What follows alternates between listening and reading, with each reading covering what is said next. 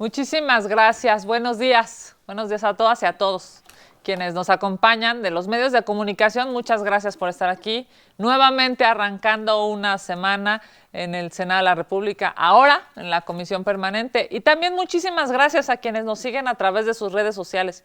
Bienvenidas, bienvenidos al Senado de la República. Este 3 de mayo se cumple un año de la tragedia de la línea 12 del metro aquí en la Ciudad de México y ningún servidor público ha sido declarado responsable de, lastimosamente, eso que vivieron familias en Tláhuac. A lo largo de este año se han presentado diferentes investigaciones y peritajes, pero no hay un solo culpable en la cárcel por la vida de 26 personas. Es muy lamentable que a un año después de la caída, de ese derrumbe que impactó no solamente aquí en la Ciudad de México, sino a nivel nacional, a un año de esa tragedia no hay responsables. La Fiscalía de la Ciudad de México afirmó que el problema era consecuencia de errores en la construcción y está haciendo imputaciones a 10 personas. Sin embargo, ni una sola persona ha sido detenida. En cuanto al peritaje ordenado por la señora Claudia Sheinbaum a la empresa DNB, pues resulta que los culpables del colapso fueron unos pernos y seguimos a la espera de su informe final. Recientemente la empresa Carso presentó su propio peritaje en el cual dice que la culpa es de unas obras de mantenimiento en 2014, pero mientras echan la bolita entre unos y otros, la realidad es que la corrupción y la negligencia es el sello de este gobierno y lamentablemente eso provocó esta tragedia. La jefa de gobierno como titular de la administración pública en esta capital, pues sin duda es la primera responsable. Y la sigue, pues también quien en aquel momento era la directora del metro, Florencia Serranía. Ella tenía dentro de sus labores principales darle mantenimiento a todas las líneas del sistema de transporte colectivo metro. Sin embargo, no lo hizo. Recordemos que no es el único incidente que se dio durante la gestión de Florencia Serranía y que esa falta de atención a este medio de transporte generó una terrible crisis que hoy los capitalinos, los mexicanos, siguen viviendo. La entonces directora del metro presentó su renuncia y ninguna responsabilidad se le ha hecho imputable a ella por no haberle dado mantenimiento al metro. Hoy goza de total impunidad. Y el tercero en esta lista, digamos, de responsables, pues claramente es Mario Delgado, ahora presidente de Morena y en aquel entonces secretario de Finanzas en la capital.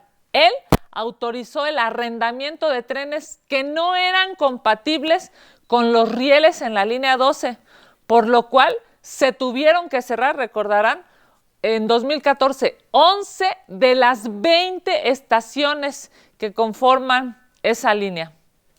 La línea 12 costó a los mexicanos, a los capitalinos, 22,500 millones de pesos, con un sobrecosto de más del 60% de lo previsto. Pero bueno, lamentablemente congruentes con la tradición de los gobiernos morenistas, a decir de la autoridad hubo peculado, pagos indebidos, retrasos en su entrega, suspensión del servicio, falta de transparencia. La administración de Claudia Sheinbaum no ha sido capaz de fortalecer la infraestructura de este transporte colectivo, no han destinado presupuesto suficiente para la modernización y el correcto funcionamiento de los trenes y las vías. 26 personas fallecieron en el derrumbe de la línea 12 y a un año de esta tragedia, las familias de las víctimas no tienen justicia. No hay responsables en la cárcel y de manera inhumana el gobierno de Claudia Sheinbaum solo responsabiliza a unos pernos. El presidente de la República afirmó el 24 de junio del año pasado, y lo quiero citar, dijo él: a más tardar en un año está funcionando de nuevo la línea con toda la seguridad y es mi palabra. Eso fue literalmente lo que dijo el presidente de la República. Según lo declarado por la jefa de gobierno, será hasta finales de este año en donde se terminará la rehabilitación de la línea, y queda claro pues que una vez más la palabra del presidente no se va a cumplir. Y pues los que siguen pagando estas irresponsabilidades, no solamente la palabra no cumplida del presidente, sino todas las series de responsabilidades por no arreglar el sistema de transporte colectivo, quienes lo siguen pagando son los mexicanos. Es el pueblo quien sufre las deficiencias de este gobierno y del transporte público. Mientras los gobiernos federal y local continúen en su negligencia y no se destinen recursos a lo realmente importante, que son los servicios que requieren la ciudadanía, la infraestructura de la capital seguirá deteriorándose y será lamentablemente una bomba de tiempo. Este miércoles, en la sesión de la Comisión Permanente, presentaré un punto de acuerdo para que la Fiscalía de la Ciudad de México deje de dar pretextos y largas y se conozcan las verdaderas causas de esta tragedia y, sobre todo, se castigue a los responsables. Asimismo, solicitaremos que el gobierno capitalino remita un informe pormenorizado sobre la atención a las víctimas, los resultados de las investigaciones y el estado de seguridad de todas las líneas del metro. Ya basta de tanta impunidad. Los capitalinos no merecen tener este gobierno corrupto y negligente. En otro tema sobre lo ocurrido contra los estudiantes de la Universidad de Guanajuato, aquí le decimos claro al presidente de la República: su reforma para que la Guardia Nacional sea parte de las Fuerzas Armadas no pasará. Se le dio a la Guardia Nacional la función de proteger al pueblo de México. Es necesario que cumplan con los protocolos de detención de manifestantes y, por supuesto, con las leyes que regulan el uso de la fuerza. Esta es una clara muestra de que las Fuerzas Armadas deben salir de las actividades de seguridad y la Guardia Nacional obligadamente debe ser civil. Las Fuerzas Armadas tienen una capacitación de estrategia, de combate, de contención, y ahora, increíblemente, lastimosamente, tienen una responsabilidad distinta. El entrenamiento de un soldado es totalmente distinto al de un elemento de seguridad. Las Fuerzas Armadas están entrenadas para combatir a un enemigo nacional, no para ejercer las funciones de policías. Vamos a sus preguntas. Muchas gracias. Muchas gracias, senadora. Iniciamos con Víctor Mayén. Permítame un segundo que le pregunta, Víctor Mayén. Ayer en Dos Bocas, Andrés Manuel declaró que en 2024 Morena le ganará a la oposición por paliza. ¿Considera que el presidente usa la sucesión presidencial como gran distractor para desviar la atención de los problemas relevantes del país? Lo primero que habría que decirte es que es muy lamentable que el presidente de la República esté acostumbrado a violar la ley. Lo que hace desde el micrófono presidencial, hablando en términos políticos a favor de su partido y en contra de la oposición, es violatorio de la ley. Y pues en lugar de estar pensando en palizas o no, lo que tendría que estar pensando el presidente de la República es cómo resolver los problemas de México.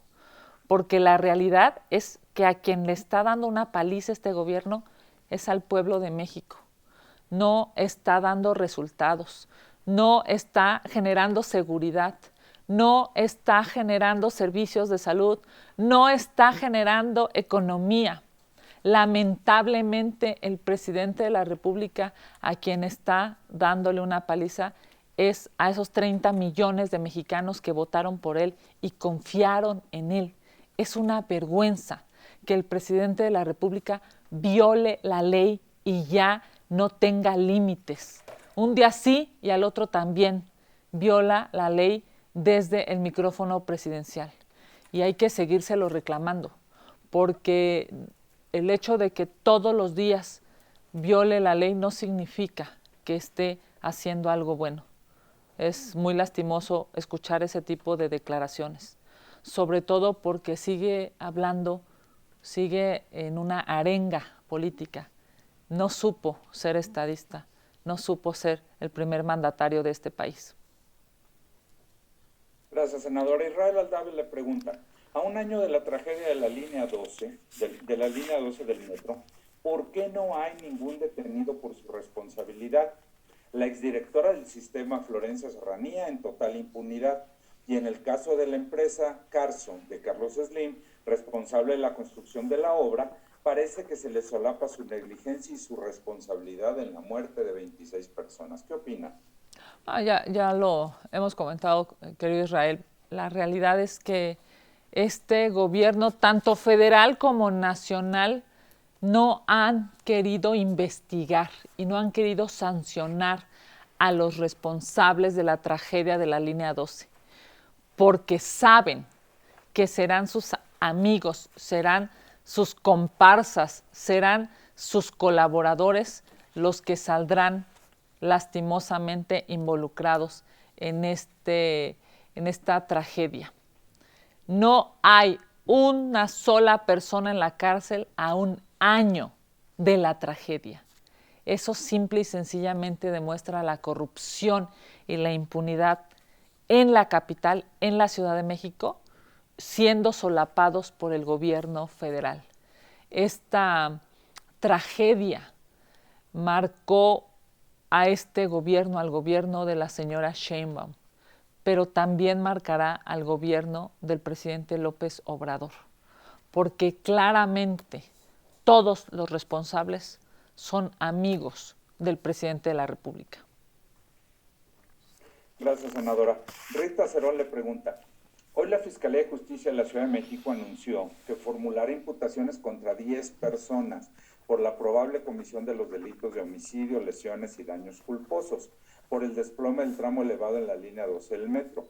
Con esto se lava las manos el gobierno de la Ciudad de México por esta tragedia, porque no se sabe si uno de ellos será la directora del metro o es solo un anuncio espectacular.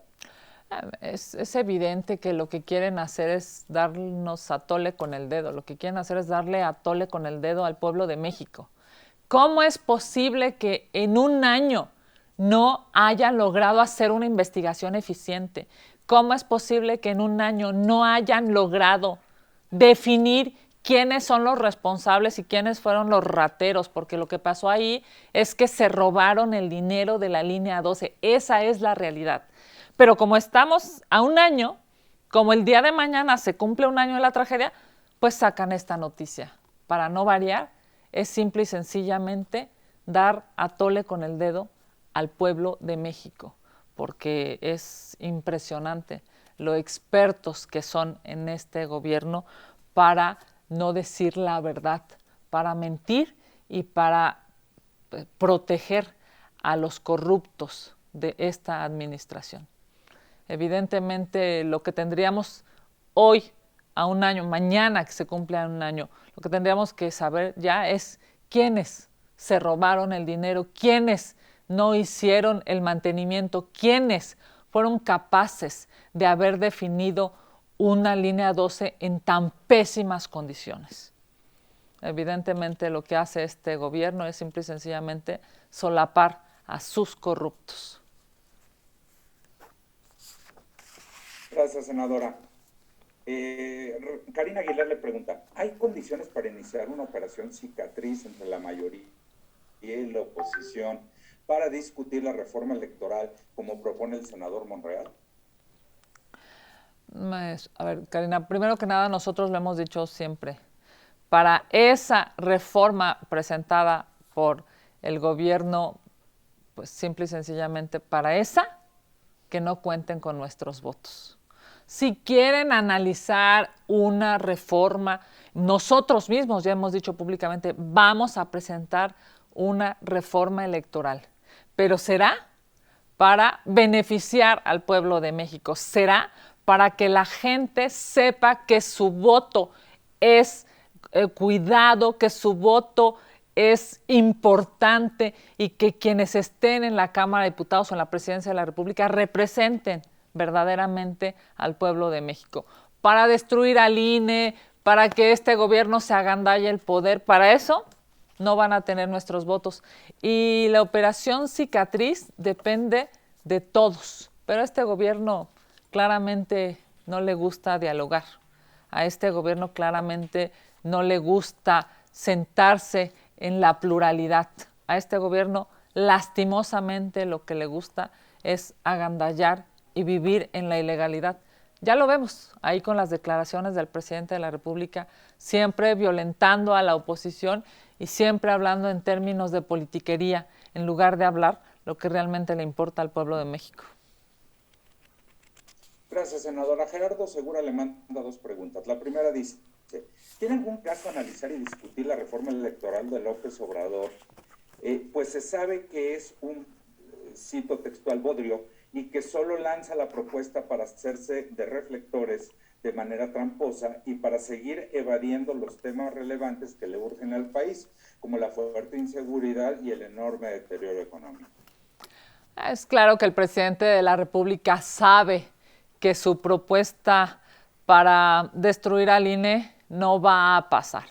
Él sabe que esta iniciativa presentada nació muerta, pero pues es experto en generar cortinas de humo porque no quiere hablar de lo realmente importante. Y sí, efectivamente, lo realmente importante es por qué los mexicanos están viviendo una de las peores crisis de seguridad en la historia de este país.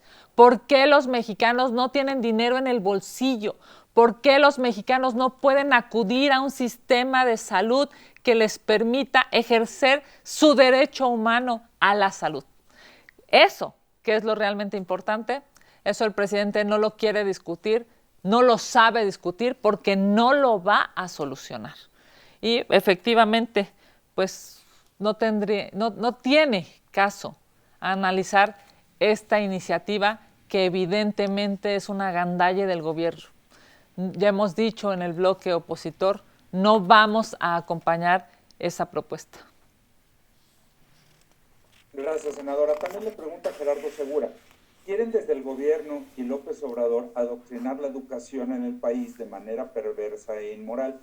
¿Qué harán para oponerse? ¿Y cómo van las denuncias en contra de la secretaria Delfina Gómez, señalada de robo y fraude contra miles de trabajadores? ¿No debería estar ya en prisión por estos hechos?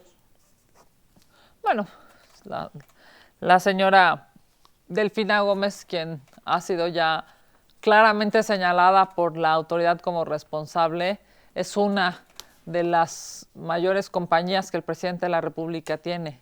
Y bajo esa lógica, pues cuando menos en esta administración se ve que no le va a pasar nada. Eso no implica que en las siguientes administraciones donde sí se haga valer la ley, pues se ejerza la responsabilidad de las cosas que ha hecho, que además de ser ilegales son inmorales. El tema del adoctrinamiento me parece que es algo terrible y hay que señalarlo.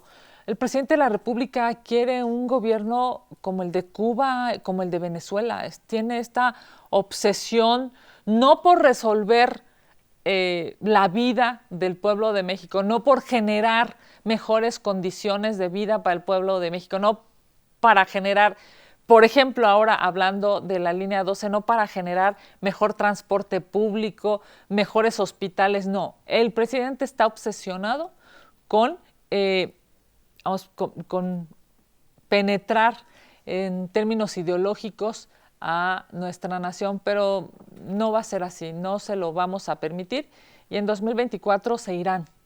Habrán dañado lamentablemente mucho a este país, mucho a la educación, habrán deteriorado lastimosamente los servicios públicos que el gobierno debió de haber mejorado.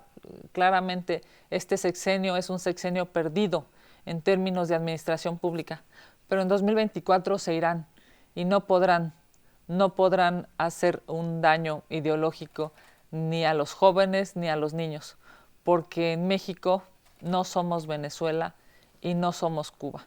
Y este gobierno absolutamente populista se irá. Gracias, senadora. Gerardo Zedillo le pregunta, el caso del joven asesinado por la Guardia Nacional en Guanajuato, donde la Fiscalía General de la República decidió no ejercer acción penal, genera indignación a la comunidad universitaria y en general. ¿Qué tiene que pasar con Hertz y su gestión, que sigue generando impunidad y violaciones a la ley? Sí, también lo de viajar con pasaporte falso. Bueno, déjenme decirle, lo decíamos en un principio de esta contramañanera, lo que pasó en yo diría en este asesinato de un estudiante, indigna no solamente a la universidad, a quien por supuesto nosotros desde aquí le mandamos pues nuestro pésame por la pérdida de uno de sus alumnos, y también a la familia del joven estudiante, también a la familia a quien acompañamos en su exigencia de justicia, acompañamos en este dolor que están sintiendo, porque es inentendible que tu hijo salga y ya no regrese, porque su vida le fue quitada a manos de una autoridad.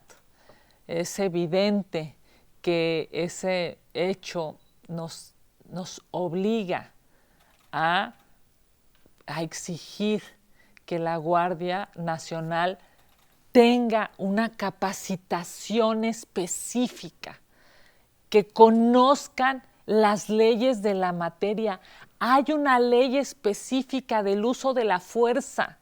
Cada integrante de la Guardia Nacional la debe conocer. Deben de tener exámenes para que puedan estar frente a la ciudadanía. Es evidente que debe de haber una investigación contundente y clara, y la Fiscalía General de la República debe hacer una investigación. No podemos permitir que esta acción tan lamentable no tenga consecuencias. No es un tema de política, no es un tema de partidos, no es un tema de instituciones, es la estrategia pésima que este gobierno ha decidido implementar para, en teoría, disminuir la inseguridad. Pero eso no ha pasado, no ha disminuido la inseguridad, y ahora lamentablemente tenemos un cuerpo, una Guardia Nacional con un mando que no es civil, con un protocolo que no se está respetando, y lamentablemente esta tragedia sucedida en Guanajuato nos demuestra que lo que hemos dicho aquí desde el primer día que se mandó la iniciativa del presidente de la República, cuando llegó aquí como Cámara Revisora, cuando abrimos a Parlamento Abierto, cuando detuvimos en el bloque de contención, detuvimos con los votos la aberración que había sido aprobada en la Cámara de Diputados con la mayoría de Morena y sus aliados. Esta tragedia en Guanajuato demuestra lastimosamente, pues, que no puede haber una Guardia Nacional sin capacitación, porque genera lamentablemente este tipo de sucesos. Gracias, senadora. Aún nos quedan dos preguntas. Magali Juárez le pregunta, México incrementó 89% la contención de migrantes, mientras que Ebrard denunció que Greg Abbott ha extorsionado a gobernadores por las revisiones fronterizas. ¿El gobierno mexicano se ha equivocado en el manejo del problema migratorio? ¿Ha reforzado con esto la visión de México como patio trasero de Estados Unidos? Es evidente, digamos, hay como dos temas aquí, si me permiten. Lo primero es que esperemos que el canciller regrese de Washington con acuerdos precisos, acuerdos claros, que nos permitan, como país, tener una, pues, digamos, una línea de conducción con los demás estados-nación, ya sea con Centroamérica o con Estados Unidos. Esperemos que el canciller regrese de Washington con acuerdos definidos. Y lo segundo es que, pues, nosotros lo hemos dicho desde aquí, no puede haber violación a los derechos humanos de los migrantes, ni de los migrantes nacionales, ni de los migrantes que vienen, ya sea de Centroamérica, de Sudamérica, de África, de cualquier otro país, que necesariamente para llegar a Estados Unidos necesitan pasar por nuestro país. No podemos pedir en Estados Unidos lo que no damos en México. Todos los migrantes tienen derecho a que sus derechos humanos sean respetados. Gracias, senadora. Y para finalizar, Rubén Feital está conectado con nosotros. Tienes la palabra, Rubén, por favor. Hola, senadora, ¿qué tal? Buenos días a todos. Hola, senadora, Rubén. Ayer domingo llegó una caravana proveniente de Guerrero a la Cámara de Diputados, una caravana con 3 autobuses, varios automóviles, encabezada por el senador Félix Salgado Macedonio. Fueron recibidos por el presidente de la Cámara de Diputados, Sergio Gutiérrez Luna, estuvo el dirigente nacional de Morena, Mario Delgado, y hoy por la mañana entregó 2 documentos, un documento para pedir juicio político contra 7 consejeros electorales que, según él, le quitaron la candidatura al estado de Guerrero, y el otro documento que entregaron fue un documento para que se apoye la reforma electoral, firmado por 55 personas, y les pide a los diputados y diputadas, a todos, que apoyen esta reforma electoral. Primero, ¿qué opinión le merece el regreso? Parece que ya el senador Félix Salgado se reintegra hoy a sus funciones como senador, retoma su escaño.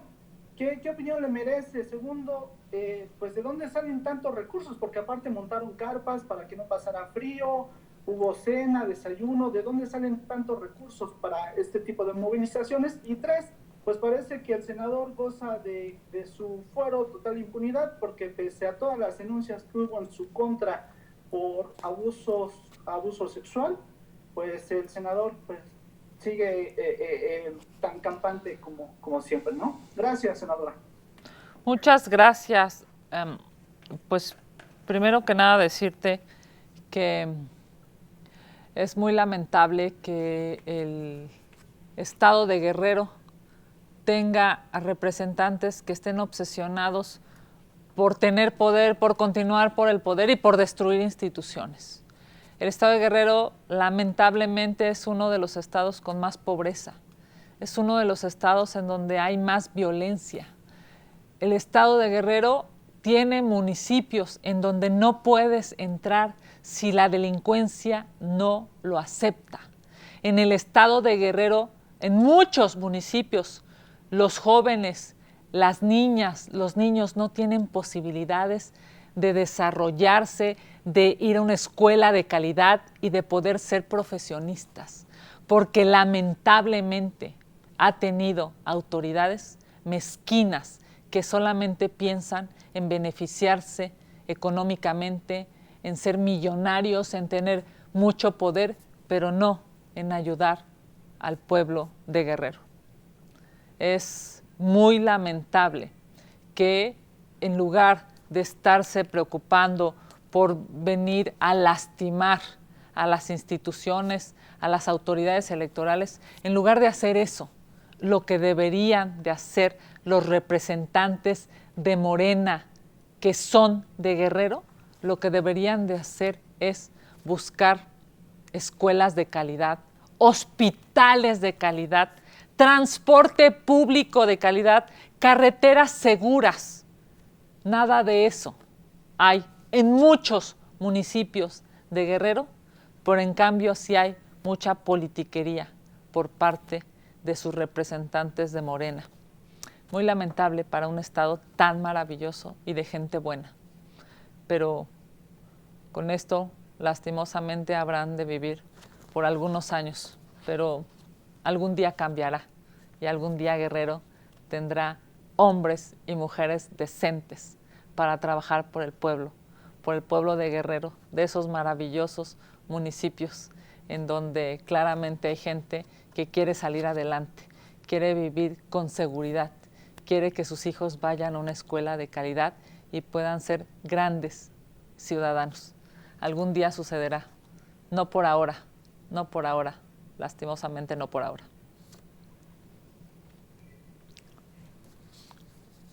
Pues no tenemos registradas más preguntas. Muchas gracias, Rubén. Muchas gracias a las compañeras y compañeros de La Fuente que nos acompañaron. Les estaremos enviando los materiales que conforme vayan saliendo. Muchas gracias. Muchas gracias. Muchas gracias, querido Sergio. Gracias a todas y a todos. Que tengan la mejor de las semanas. A seguir trabajando. Ahora en la Comisión Permanente, aquí estaremos en el Senado de la República. Un abrazo. Gracias. Hasta luego. Gracias.